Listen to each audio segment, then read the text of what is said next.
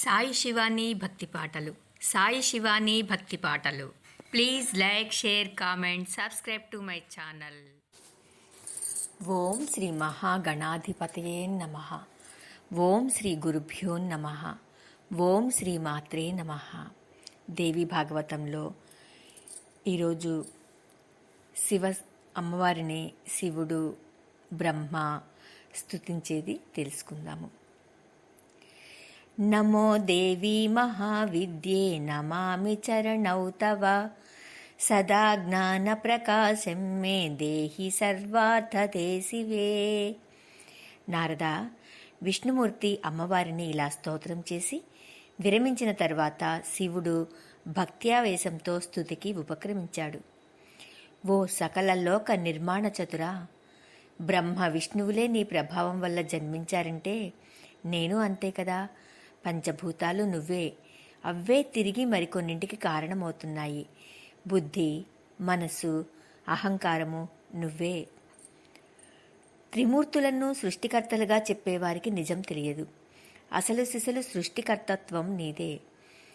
త్రిమూర్తులు నీ సృష్టియే కదా. పంచభూతాలతో సృష్టి జరిగినా దానిలో నీ కళ లేనిదే చైతన్యం రాదు. సృష్టిలో జీవ కళవు నువ్వు, ప్రాణశక్తివి నువ్వు. అందుచేత నీ చిత్తం వచ్చినప్పుడు సృష్టించగలవు, ఆపేయాలనుకున్నప్పుడు ఆపేయగలవు. నీ పాదాంబుజ రేణువుని నీ ఆజ్ఞగా స్వీకరించి మేము మా విధులను నిర్వహిస్తున్నాము. సకల లోక శిశృక్షురహిం హరిః కమలభూశ్చ భవామయదాంబికే, తవ పదాంబుజ పాంసు పరిగ్రహం సమధిగమ్య తదా నన్ను చక్రిమా. హే అంబికే, నువ్వు ఎప్పుడూ దయామయివి కనుక మా ముగ్గురికి 3 గుణాలు, 3 ప్రధాన బాధ్యతలు అప్పగించావు. నీ సృష్టిలో ఎంత వైవిధ్యం! సచివ, భూపతి, భృత్యుభేదాలు, బహుధన నిర్ధన వైషమ్యాలు, చిత్ర విచిత్రమైన సృష్టి.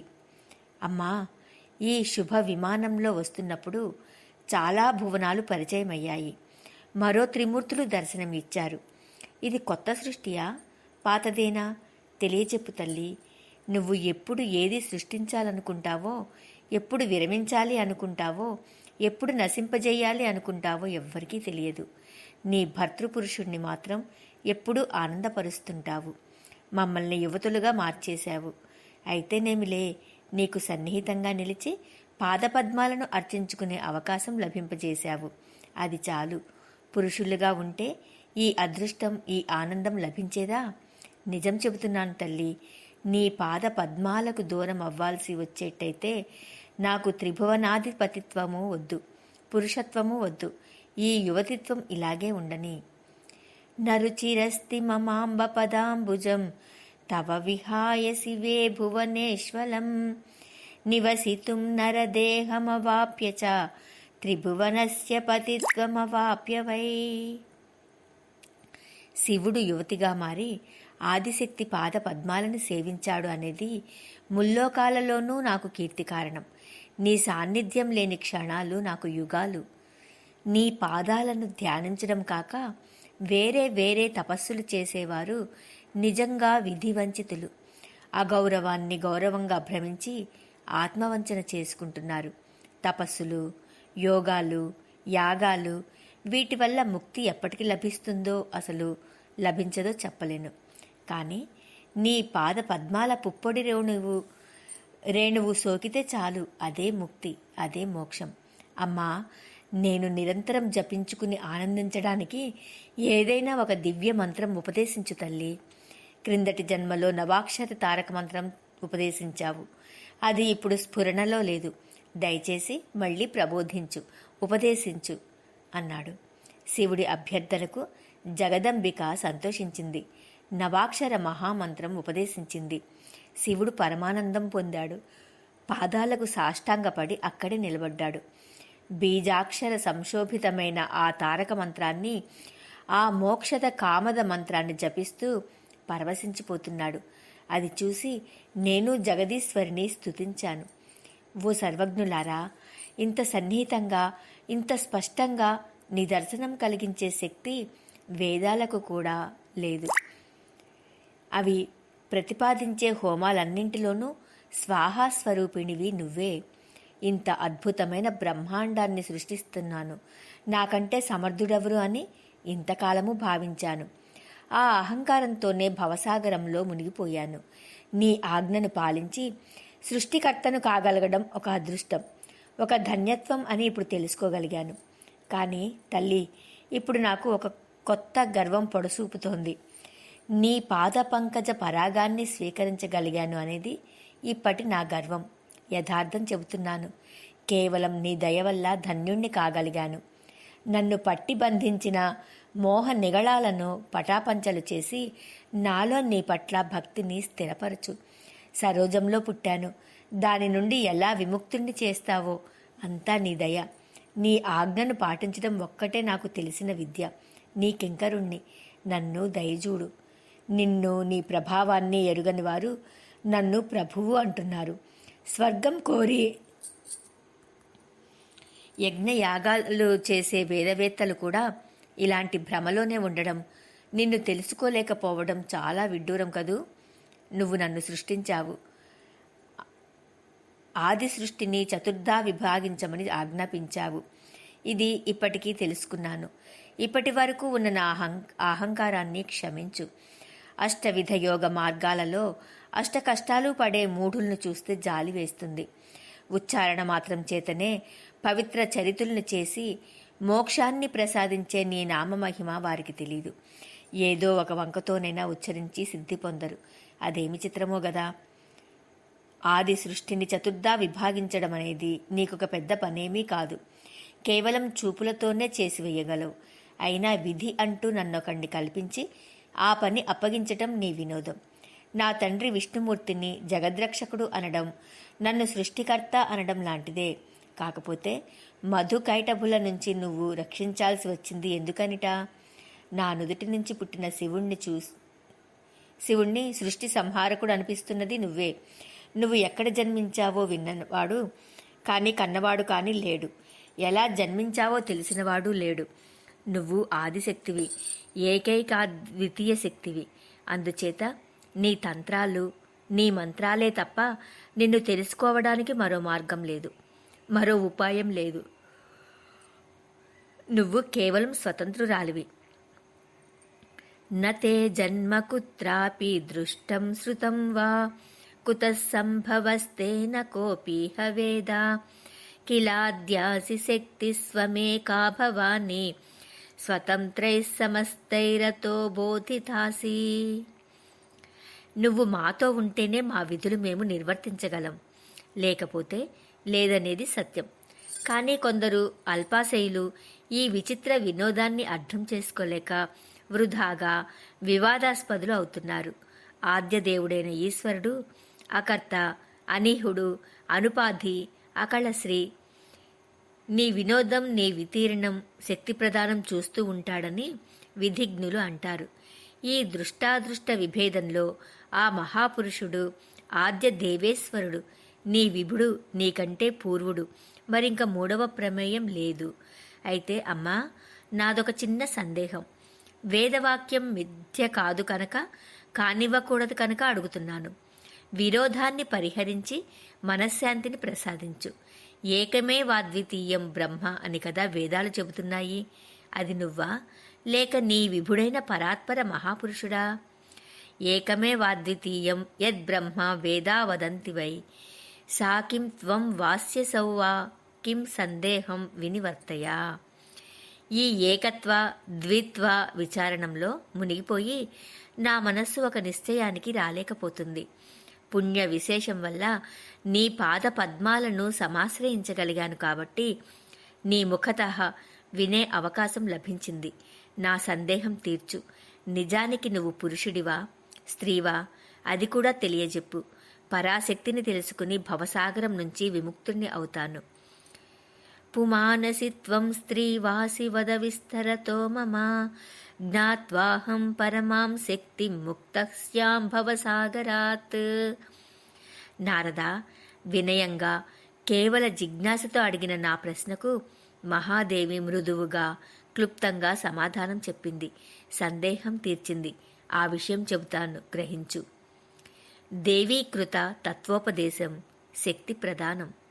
చతుర్ముఖ, నాకు నా పురుషుడికి భేదం లేదు. ఎప్పుడూ ఏకత్వమే. అతడే నేను, నేనే అతడు. భేదం మతి విభ్రమం. సదైకత్వం న భేదోస్తి సర్వదైవ మమాస్య చ యోసౌ సాహమహం యోసౌ భేదోస్తి మతి విభ్రమాత్. మా మధ్య ఉన్న సూక్ష్మమైన అంతరాన్ని తెలుసుకున్నవాడు నిస్సంశయంగా సంసార విముక్తుడు. బ్రహ్మం ఎప్పుడూ ఏకమే, అద్వితీయమే. ఏకమే వాద్వితీయం బ్రహ్మ, సందేహం లేదు. కానీ సృజన సమయంలో ద్వైత భావాన్ని పొందుతుంది. ఒకటే దీపం ఉపాధియోగం వల్ల రెండూ అయినట్టు, నీడయే అద్దంలో పడి ప్రతిబింబమైనట్టు మేము ద్విధాత్వం పొందుతుంటాం. యథా దీపస్తథోపాధేర్యోగాత్ సంజాయతే ద్విధా ఛాయేవాదర్శే మధ్యే ప్రతిబింబం వా తథా వయోః. అజా, ఉత్పత్తి కాలంలో సృష్టి కోసం భిన్నత్వం సంభవిస్తుంది. అలా ద్వైవిధ్యం ఉన్నప్పటికీ అది దృశ్యాదృశ్య విభేదమే. ఉపసంహార సమయంలో నేను స్త్రీని కాదు, పురుషుణ్ణి కాదు, క్లీబాన్ని కాదు. సర్గస్థితిలోనే ఈ విభేదం. అది కూడా బుద్ధి కల్పితం. మరొక రహస్యం చెబుతున్నాను. ఈ సృష్టిలో నేను కానిది ఏమీ లేదు. బుద్ధి, శ్రీ, ధృతి, కీర్తి, స్మృతి, శ్రద్ధ, మేధ, దయ, లజ్జ, ఆకలి, కోరిక, ఓర్పు, కాంతి, శాంతి, దప్పిక, నిద్ర, మెలకువ, జర, యవ్వనం, విద్య, అవిద్య, స్పృహ, వాంఛ, శక్తి, అశక్తి, వస, మజ్జ, చర్మం, వృష్టి, వాక్కు, అనృతం, ఋతం, పరామధ్యమా పశ్యంతీలు, వివిధ నాడీమండలం అన్నీ నేనే. నేను కానిది ఏదైనా ఉందా? ఆలోచించి చెప్పు. సర్వమేవాహం. ఈ నిశ్చయం తెలుసుకో. అందుకే ఈ సృష్టిలో నాది వితత స్వరూపం. దేవతలలో కూడా రకరకాల పేర్లతో నేనే ఉంటాను. శక్తి రూపంలో ఉంటాను. పరాక్రమం చూపిస్తాను. గౌరీ, బ్రాహ్మి, రౌద్రి, వారాహి, వైష్ణవి, శివ, వారుణి, కౌబేరి, నారసింహి, వాసవి, అన్ని రూపాలు, అన్ని నామాలు నావే. అందరిలోనూ నేనే ఉండి అందరినీ నిమిత్తమాత్రుల్ని చేసి ఆయా కార్యాలు నేనే నిర్వర్తిస్తుంటాను. నీళ్లలోని చల్లదనం, అగ్నిలోని వెచ్చదనం, సూర్యుడిలోని తేజస్సు, చంద్రుడిలోని మంచు నేనే. అవసరాన్ని బట్టి ఏది కావాలంటే అది అవుతాను. నేను లేనిది ఏదీ స్పందించదు. శంకరుడైనా సరే నేను వదిలేస్తే రాక్షసుల్ని సంహరించలేడు, దుర్బలుడైపోతాడు. లోకంలో దుర్బలుడికి పర్యాయపదం ఏమిటి? శక్తిహీనుడు అనే కదా. రుద్రహీనుడు, విష్ణుహీనుడు అని ఎవరైనా అంటారా? శక్తిహీనుడు అని మాత్రమే అంటారు. అశక్తః శంకరో హంతుం దైత్యాన్ కిల మయోజ్ఞితః శక్తిహీనం నరం బ్రూతే లోకశ్చైవాతి దుర్బలం రుద్రహీనం విష్ణుహీనం న వదంతి జనాః కిల శక్తిహీనం యథా సర్వే ప్రవదంతి నరాధమం. నువ్వైనా శక్తియుక్తుడమైనందువల్లనే జగసృష్టి చేయగలుగుతున్నావు. విష్ణువు అంతే. ఇంద్రాది దిక్పాలకులు అంతే. పంచభూతాలు, సూర్యచంద్రులు అంతే. ఈ భూమి సమస్తాన్ని మోస్తోందంటే శక్తియే కారణం. నేనే లేనినాడు అశక్తురాలవుతుంది. చిన్న పరమాణువును కూడా మొయ్యలేదు. ఆదిశేషుడు, అష్టదిగ్గజాలు అంతే. నేను తలచుకుంటే సృష్టిలో ఉన్న నీరంతా త్రాగేయగలను. సూర్యుణ్ణి దాచేయగలను. వాయువును స్తంభింపజేయగలను. కమలజ, నా తత్వం విచిత్రంగా ఉంటుంది. ప్రాగభావ ప్రధ్వం సౌభావాది స్థితులకు అతీతం. మృత్పిండ కపాలాదులలో ఘటాభావంలాగా జగదభావం ఉంది గాని శక్తిభావం లేదు, ఉండదు. ఇక్కడ అంతా జలమయం. పృథ్వీ లేదు. సృష్టి ఎలా చేయను అని కదా అడిగావు. స్థూలాకారంలో పృథ్వీ లేదు అంటే పరమాణువుగా ఉందని తెలుసుకో. పృథివ్య భావం పరమాణు భావం కాదు. శాశ్వతం, క్షణికం, శూన్యం, నిత్యం, అనిత్యం, నకర్తృత్వ, సకర్తృకం, అహంకారం అని 7 విభేదాలు ఉన్నాయి. విరించి నీకు మహత్తత్వం ఇస్తున్నాను, స్వీకరించు. దాని నుంచి అహంకారం ఉద్భవిస్తుంది.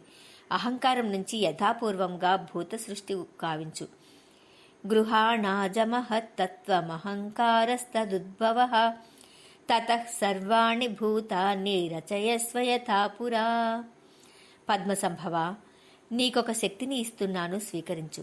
ఇదిగో చూడు, అందాల రాశి, శ్వేతాంబరధారిణి, చారుహాసిని, దివ్య భూషణ భూషిత, పేరు మహాసరస్వతి, రజోగుణవతి, నీకు క్రీడార్థంగా నిత్య సహచారిణిగా ఉంటుంది. ఈమె నా విభూతి. ఎప్పుడూ అవమానించకు సుమా. నీకు పూజ్యతమా, నీకు ఏకైక ప్రియ. ఈమెతో కలిసి సత్యలోకానికి వెళ్ళు. బీజం నుంచి చతుర్విధ సృష్టిని కావించు. కర్మలతో కలిసి జీవుల గుర్తులు కాలగర్భంలో ఉంటాయి. వాటిని అనుసరించి యథాపూర్వంగా సృష్టిని ఉత్పాదించు. కాల కర్మ స్వభావాదులు కారణాలుగా చరాచర జగత్తు యథాపూర్వంగా ఉంటుంది. నీకు విష్ణుమూర్తి ఎల్లప్పుడూ మాననీయుడు, పూజనీయుడు, సత్వగుణ ప్రధానుడు కనుక మీ ఇద్దరికంటే అధికుడు. కష్టసాధ్యమైన పని చెయ్యవలసి వచ్చినప్పుడల్లా ఇతడు అవతారం ఎత్తి దానవ సంహారం చేసి మీకు సహకరిస్తూ ఉంటాడు. శివుడు కూడా నీకు సహాయకుడుగా ఉంటాడు. వెళ్ళు, సకల దేవతలను సృష్టించు, సకల మానవులను సృష్టించు. యజ్ఞయాగాలను వారు నిర్వహిస్తారు, దేవతలను సంతృప్తిపరుస్తారు. అన్నింటా నా నామధేయాన్ని ఉచ్చరిస్తే చాలు, అందరికీ సంతృప్తి కలుగుతుంది. తమోగుణ విశిష్టుడు కదా అని శివుణ్ణి చిన్నచూపు చూడకు. అతడు మాననీయుడు, యజ్ఞాలలో ప్రత్యేకించి పూజనీయుడు. దేవతలకు రాక్షస భయం పెచ్చు పెరిగినప్పుడు నా శక్తులు వారాహి, వైష్ణవి, నారసింహి మొదలైన రూపాలలో ఆవిర్భవించి రాక్షస సంహారం చేస్తాయి. మంత్రాలలోకెల్లా ఉత్తమోత్తమం నవాక్షర మంత్రం. దాన్ని జపిస్తూ నిరంతరం మనస్సులో ధ్యానిస్తూ నీ పనులను నువ్వు నిర్వర్తించు. నిర్విఘ్నంగా జరుగుతాయి, సకల వాంఛలు తీరతాయి. నారదా, నాకు ఇలా ఉపదేశించి ఆ జగన్మాత విష్ణుమూర్తితో సంభాషించింది. అతడికి మహాలక్ష్మిని బహూకరించింది. నిత్యానపాయినిగా వక్షస్థలం మీద ధరించి గౌరవించమంది. నా శక్తి క్రీడార్థంగా నీకు ఇస్తున్నాను, ఎప్పుడూ అవమానించకు అని హెచ్చరించింది. ఇది లక్ష్మీనారాయణ యోగం అని చెప్పింది. మీ ముగ్గురు మద్గుణ సంభవులు, అందరికీ మాన్యులు, పూజ్యులు అవుతారు. మీలో మీరు కలహించుకోకుండా అవిరోధంగా వర్తించండి. మూఢులు విభేదాలు కల్పిస్తారు, వాళ్లే నరకానికి పోతారు. శివుడే విష్ణువు, విష్ణువే శివుడు, అలాగే విరించి భేదం ఉంది అన్నవాడికి నరకమే గతి. యో హరిస్స శివ సాక్షాద్యః శివస్స స్వయం హరిః ఏతయోర్భేదమాతిష్టన్నరకాయ భవేన్నరః. విష్ణు, మరొక గుణభేదం ఉంది, విను. నీది అతి ముఖ్యమైన సత్వగుణం. పరమాత్మ విచింతనకు అనుకూలిస్తుంది. రజస్తమో గుణాలు నీలో అసలు ఉండకపోవు, అప్రధానంగా ఉంటాయి. లక్ష్మీదేవితో విహారాలు చేసేటప్పుడు రజోగుణం ప్రధానమవుతుంది. వాగ్బీజము, కామబీజము, మాయాబీజము అయినా ఒక దివ్య మంత్రాన్ని నీకు ఉపదేశిస్తున్నాను. ఐం హ్రీం క్లీం అండా మంత్రం. దీన్ని జపిస్తూ సుఖంగా జీవించు. నీకు మృత్యుభేయం లేదు. నీ మీద కాలం ఏ ప్రభావమూ చూపించదు. అంటే ముసలితనం రాదని. నా విహారాన్ని ముగించి ఈ విశ్వాన్ని ఉపసంహరించేటప్పుడు మాత్రం మీరు ముగ్గురు కూడా నాలో లీనమైపోతారు. నీకు ఉపదేశించిన మంత్రం ఉద్గీత సంయుక్తం, శుభప్రదం, మోక్షప్రదం. అనుక్షణం జపించు. వెళ్ళు, వైకుంఠం నిర్మించుకుని నివసించు. సనాతనివైన నన్ను ధ్యానిస్తూ స్వేచ్ఛగా విహరించు. నారదా, త్రిగుణాత్మక ప్రకృతి ఆ మహాదేవి విష్ణుమూర్తితో సంభాషించి శివుడి వైపు తిరిగింది. అమృతోపమంగా మాట్లాడింది. హర, ఇదిగో గౌరి, మనోహర, మహాకాళి, ఈమెను స్వీకరించు. కైలాస శిఖరం నివాసంగా చేసుకుని హాయిగా విహరించు. నీకు తమోగుణం ప్రధానంగా ఉంటుంది, సత్వ రజోగుణాలు అప్రధానంగా ఉంటాయి. రాక్షస వినాశనం చేసేటప్పుడు తమోగుణ రజోగుణ ప్రధానుడవు అవుతావు. నన్ను ధ్యానిస్తూ యోగనిష్టలో కూర్చున్నప్పుడు సత్వగుణ ప్రధానుడవు అవుతావు. మొత్తం మీద మీ ముగ్గురివి 3 గుణాలు. సృష్టి స్థితి లయాలకు అవే కారణాలు. ఈ 3 గుణాలకు అతీతమైనది ఏదీ ఈ సృష్టిలో లేదు. కనిపించే ప్రతి వస్తువులోనూ ఈ గుణత్రయం ఉండి తీరుతుంది.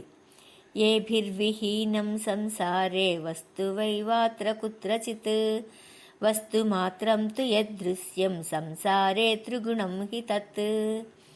నిర్గుణమైన వస్తువు సృష్టిలో కనబడదు, భూతకాలంలో లేదు, భవిష్యత్ కాలంలో ఉండదు. కంటికి కనపడేది ఏది నిర్గుణం కాదు. పరమాత్మ ఒక్కడే నిర్గుణుడు, అతడు కంటికి కనపడడు. దృశ్యం చ నిర్గుణం లోకే న భూతం నో భవిష్యతి. నిర్గుణ పరమాత్మ సౌ నతు దృశ్య కదాచన. శంకర, నేను మాత్రం సమయానుకూలంగా సగుణను నిర్గుణను అవుతుంటాను.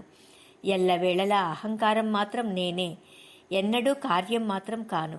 కారణ రూపంలో సగుణను, పురుష సన్నిధిలో నిర్గుణను. అహంకారం మహత్తత్వం, శబ్దాదులు గుణాలు. కార్యకారణ రూపంలో అహర్నిశము సంసారం సాగుతూ ఉంటుంది. అహంకారమే నేను కనుక నేనే కారణం, అహంకారమే నాకు కార్యం. అది త్రిగుణాత్మకం, అది మహత్తత్వం, అది బుద్ధి. దాని నుంచే తన్మాత్రలు ఉత్పన్నమవుతున్నాయి. పంచభూతాది సర్వసృష్టి సముద్భవానికి అవే కారణం. కర్మేంద్రియాలు 5, జ్ఞానేంద్రియాలు 5, మహాభూతాలు 5, మనస్సు 16వది. ఈ 16 కార్యకారణగణం. పరమాత్మ అనబడే ఆదిపురుషుడు కార్యమూ కాదు, కారణమూ కాదు. శంభు, ఇది సృష్టి రహస్యం. మీ ముగ్గురికి సంక్షేపంగా తెలియపరిచాను. ఇదిగో ఈ దివ్య విమానంలో బయలుదేరండి. మీ కార్యాలు నిర్వహించండి. విషమ పరిస్థితి ఏదైనా ఎదురైనప్పుడు నన్ను స్మరించండి. స్మరణ మాత్రం చేతనే నేను మీకు దర్శనం అనుగ్రహిస్తాను. అలాగే సనాతనుడైన పరమాత్మను కూడా తలుచుకోండి. మా ఇద్దరినీ తలుచుకుంటే మీకు కార్యసిద్ధి నిస్సంశయంగా కలుగుతుంది. నారద, ఆ జగదీశ్వరి ఇలా మా ముగ్గురికి 3 శక్తులను బహూకరించి బ్రహ్మ, విష్ణు, మహేశ్వరులకు సరస్వతి, లక్ష్మి, మహాకాళి శక్తులను బహూకరించి వీడ్కోలు పలికింది. అక్కడి నుంచి కదిలి యువతలకి వచ్చేసరికి మళ్లీ మాకు యథాపూర్వంగా పురుష రూపాలు వచ్చేశాయి. ఆశ్చర్యంగా తనువులు తడుముకొని చూసుకున్నాం. జగన్మాత ప్రభావాన్ని తలుచుకుంటూ దివ్య విమానం అధిరోహించాం. మరింకా ఆ సుధాసింధువు గాని, ఆ శ్వేత ద్వీపం గాని, ఆ మహాదేవి గాని కనిపించలేదు. దేవేరులతో కలిసి మేము ముగ్గురం ఉన్న విమానం బయలుదేరింది. వెనకటికి మధుకైటభులను విష్ణుమూర్తి సంహరించిన మహాజలనిధి దగ్గరకు వచ్చింది. నా పద్మాసనం సన్నిధిలో నిలిచింది. బ్రహ్మదేవుడు ప్రసంగం ముగించాడు. నారదుడికి చాలా సందేహాలు తొలగడంతో పాటు కొత్త సందేహాలు కూడా చాలా పుట్టుకు వచ్చాయి. వినయంగా తండ్రిని ప్రశ్నించాడు. పితామహ, అవినాశి, నిర్గుణుడు, అచ్యుతుడు, అవ్యయుడు అయిన ఆదిపురుషుణ్ణి గురించి మరిన్ని విశేషాలు తెలుసుకోవాలని ఉంది. దర్శనానుభవం పొందినవాడవు, వివరించి చెప్పు. త్రిగుణాత్మకమైన ఆది పరాశక్తిని మీరు వీక్షించారు. నిర్గుణ స్వరూపిణి సగుణ రూపంలో ఎలా ఉంటుంది? ఆ పురుషుడు ఎలా ఉంటాడు? శ్వేతద్వీపంలో నేననగా మిగతా మహర్షులనగా 1000 సంవత్సరాలుగా మళ్లీ మళ్లీ తపస్సులు చేస్తూనే ఉన్నాం. కానీ ఇంతవరకు పరమాత్మ దర్శనం మాకు లభించలేదు. మీకు సిద్ధించింది. ఎంతటి మహాభాగ్యమది! పద్మసంభవ, దయచేసి నా సందేహం తీర్చు. నిర్గుణుడు ఎలా ఉంటారో వివరించు. చతుర్ముఖుడు 4 వైపులా చిరునవ్వులు చిందించాడు. వాత్సల్యం తొణికిసలాడే చూపులతో నారదుణ్ణి కౌగిలించుకున్నాడు. మృదువుగా బదులు పలికాడు. బ్రహ్మకృత గుణతత్వ నిరూపణం. నారద మహర్షి, నిర్గుణ స్వరూపం కంటికి కనిపించదు. యదృశ్యం తన్నస్యం కనుక అది అరూపం. అందుచేత నిర్గుణానిర్గుణులు కేవలం జ్ఞానగమ్యులు, మహామునీశ్వరులకు భావనీయులు. ప్రకృతి పురుషులు అనాది నిధనులని తెలుసుకో. అంటే ఆది అంతము లేనివారు. విశ్వాసంతో అభిగమ్యులు, అవిశ్వాసంతో ఎవరికీ ఎప్పుడూ అందరు. అనాది నిధనౌ విద్ధి సదా ప్రకృతి పురుషౌ విశ్వాసేనాభిగమ్యౌ తౌ నా విశ్వాసేన కర్హిచిత్. సర్వ ప్రాణికోటిలోనూ కనిపించే చైతన్యమే ఆదిశక్తి, ఆది పురుషుల తత్వం. అది తేజస్సు, వివిధ రూపాలుగా సర్వత్రా వ్యాపిస్తుంది. అది నిత్యం. ఆ జంటలేని వస్తువు ఈ సంసారంలో లేదు. సర్వ ప్రాణికోటిలోనూ మిశ్రీభూతులై, ఏకరూపులై, అవ్యయులై, నిర్గుణులై, నిర్మలులై, చిదాత్మలై ఉంటారు. పరాశక్తియే పరమాత్మ, పరమాత్మయే పరాశక్తి. ఏమీ భేదం లేదు. ఈ సూక్ష్మం ముందు తెలుసుకో. యా శక్తి పరమాత్మాసౌ యోసౌ సా పరమామత ఆంతరం నైతయోః కోపి సూక్ష్మం వేద చ నారద. సర్వశాస్త్రాలను అభ్యసించిన, సాంగోపాంగంగా సర్వవేదాలను అధ్యయనం చేసిన వైరాగ్యం లేనిదే ఈ సూక్ష్మం ఎవరికీ తెలియదు. ఈ స్థావర జంగమాత్మకమైన విశ్వమంతా అహంకారకృతమే కదా, అంటే సగుణమే కదా. మరి నిరహంకారమైన నిర్గుణతత్వాన్ని ఈ సగుణులు కన్నులతో చూడగలగడం సాధ్యమయ్యే పనేనా? 1000 సంవత్సరాలు కాదు, కల్ప శతాలు ప్రయత్నించినా కుదురుతుందా? పైత్య ప్రకోపంతో ఉన్న జిహ్వకు రుచులు తెలిసేనా? కళ్ళకలక వాడికి చూపు ఆనేనా? సగుణమైన చేతస్సు నిర్గుణాన్ని తెలుసుకోలేదు. చేతస్సు అహంకార సముద్భూతం. అది తనంత తాను నిరహంకారం కాజాలదు. ఈ గుణ సంబంధ విచ్ఛేదనం జరగనంత వరకు ఆ దివ్య దర్శనం లభించదు. చిత్తాన్ని నిరహంకారం చేసుకోగలిగినప్పుడు ఆ మహావిరాగులు ఆ దర్శనాన్ని పొందగలుగుతారు. యావన్న గుణ విచ్ఛేదస్తావత్తద్దర్శనం కుతః తం పశ్యతి తదా చిత్తే యదాహంకారవర్జితః. పితామహ, 2 సందేహాలు తీరాయి. అయితే ఆ నిరహంకార స్థితిని పొందడం ఎలాగా? అహంకారం త్రిగుణాత్మకమన్నావు. ఆ గుణాలు ఏమిటి? ఒక్కటొక్కటిగా వాటి తత్వం తెలియచెప్పు. వాటిని తెగదెంపులు చేసుకోవడం ఎలాగా? ఆ మార్గం ఉపదేశించు. నారదా, గడ్డు ప్రశ్న వేశావు. నీ జిజ్ఞాసకు మెచ్చి వివరిస్తున్నాను, ఆలకించు. సత్వరజస్తమో గుణాలు మూడింటికి 3 శక్తులున్నాయి. సాత్వికానిది జ్ఞానశక్తి, రాజసానిది క్రియాశక్తి, తామసానిది ద్రవ్యశక్తి. సాత్వికస్య జ్ఞానశక్తి, రాజసస్య క్రియాత్మిక, ద్రవ్యశక్తిస్తామసస్య తిస్రశ్చ కథితాస్తవ. అవి చేసే పనులు ఏమిటో, ఎలా ఉంటాయో తెలుసుకో. తామసమైన ద్రవ్యశక్తి నుంచి శబ్దస్పర్శ, రూపరసగంధాలు అనే పంచ తన్మాత్రలు సముద్భవిస్తాయి. వీటిలో శబ్దగుణకం ఆకాశం, స్పర్శగుణం వాయువుది, రూపం అగ్నిది, జలం రసగుణకం, పృథ్వీది గంధగుణం. ద్రవ్యశక్తులు ఈ 10ంటికి తామస సర్గమని పేరు. రాజసమైన క్రియాశక్తి నుంచి శ్రోత్రత్వ గ్రసనాచక్షు రాజ్ఞానాలు 5 ఇంద్రియాలు ఆవిర్భవిస్తాయి. ఇవి జ్ఞానేంద్రియాలు. కర్మేంద్రియాలు మరొక 5 ఉన్నాయి. వాక్పాణి పాదపాయు గుహ్యాలు. ఇవి కాక ప్రాణాపాన వ్యాన సమానోదన వాయువులు 5 ఉన్నాయి. ఈ 15ంటికి రాజస సర్గమని పేరు. క్రియాశక్తిమయాలైన ఇవి సాధనాలు. చిదన వృత్తి వీటికి ఉపాదానం. సాత్వికమైన జ్ఞానశక్తి నుంచి దిక్కులు వాయువు, సూర్యుడు, వరుణుడు, అశ్వినులు ఆవిర్భవించారు. వీరు జ్ఞానేంద్రియాలకు అధిష్టాన దేవతలు. బుద్ధి మొదలైన అంతఃకరణ చతుష్టయానికి చంద్రుడు, బ్రహ్మ, రుద్రుడు, క్షేత్రజ్ఞుడు అనే 4 అధిదేవతలు. వీరే కీలాధిష్టాతృ దేవతలు. మనస్సుతో కలిపి ఇవి మొత్తం 15. ఇది సాత్విక వర్గం. పరమాత్మకు స్థూల సూక్ష్మ భేదాలు 2 ఉన్నాయి. జ్ఞానరూపం మాత్రమే నిరాకారం. సాధకుడి ధ్యానాదులకు ఉపకరించేది స్థూల రూపం, లేదా ధ్యానాదులకు సాధకం స్థూల రూపం. పైని పేర్కొన్న తామస, రాజస సర్గాల సంసర్గతో స్థూల శరీరం ఏర్పడుతుంది. అంటే పంచతన్మాత్రలు, దశేంద్రియాలు, పంచప్రాణాల సంసర్గం. దీనినే పంచీకరణం అంటారు. అది తెలిస్తే భూత సముద్భవ తత్వమంతా నీకు బోధపడుతుంది. శ్లిష్టమయ్యున్న పంచభూతాలను విడదీసి ముందుగా రసతన్మాత్రను స్వీకరించి అది జలం అయ్యేట్టు మనసులో సంకల్పించాలి.